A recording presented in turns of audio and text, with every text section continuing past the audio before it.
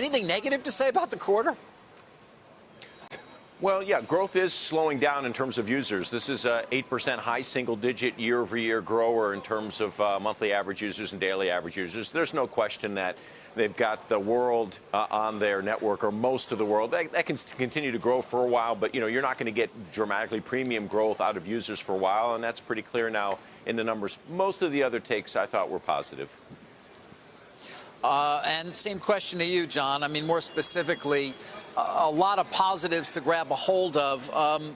Specific to the FTC, actually, I'm curious. It's not the number that is scaring people at all, clearly, but what about potential remedies if there is a consent of some kind? Is that still an overhanging concern on the stock price? Yeah, I mean, I think to a degree, like, it kind of caps the multiple, but I think based on the reaction today and them setting up the $3 billion accrual, investors are kind of looking past it. So we're going to have to kind of see as we go along here. But, I mean, I think the story this quarter was Instagram stories, right? I mean, Instagram is driving the growth of the company at this point.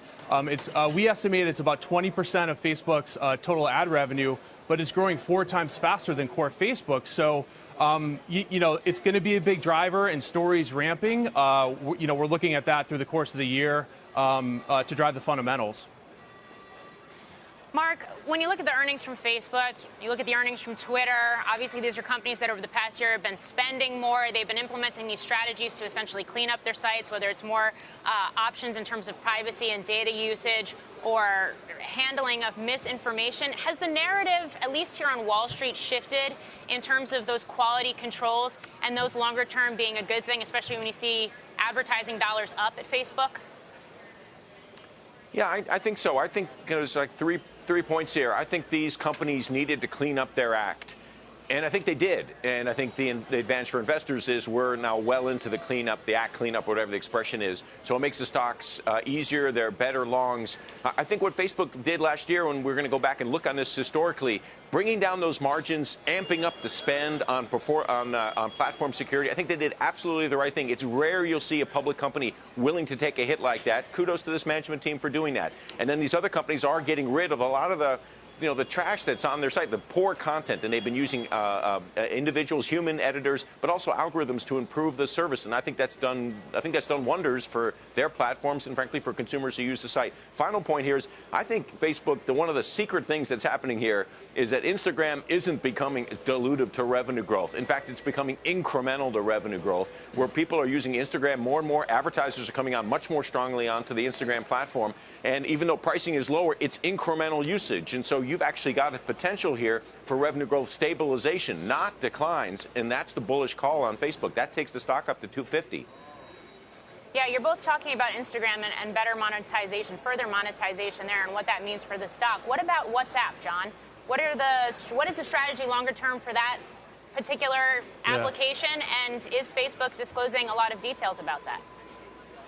Yeah, it's a good question. Really, I think they're de-emphasizing monetization on Messenger and WhatsApp for the time being. As CEO Zuckerberg mentioned, they're going to really focus on that private communication platform and rolling that out in the coming years. That kind of one-to-one or one-to-many group communication, and the principles are really going to be around privacy, end-to-end encryption, where Facebook cannot see or others cannot see what is being communicated, safety, etc. And I think they're looking at the signals from WhatsApp and the data they see from WhatsApp, the engagement with group messaging. And so I actually think this is going to be the big topic next week at F8. And also maybe give us a sense of how they might monetize it whenever they kind of introduce it.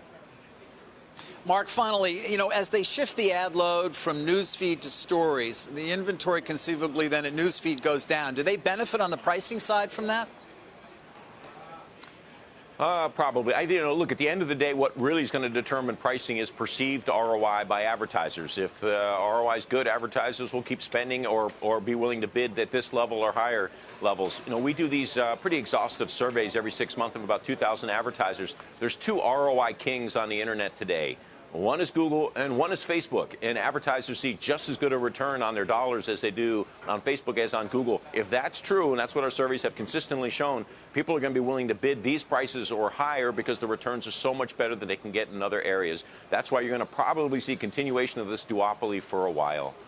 And the larger concerns about privacy that we've been talking about now for quite some time don't seem to really affect people's behavior, do they? No, I don't think so. But they did. I'm sorry. There was one other negative here. Facebook did say that more and more people are opting out of targeting. I'm not sure why people would want to get more junk mail rather than directed mail. I think that's the right analogy. But yeah, there are limits here to targeting. And if you do that, then it could negatively impact ROI. We haven't seen that in the survey work yet. It'd be something we'd watch out for. All right. Well, guys, we appreciate you sharing some insights. Okay. Yeah. Quick, John. Go ahead.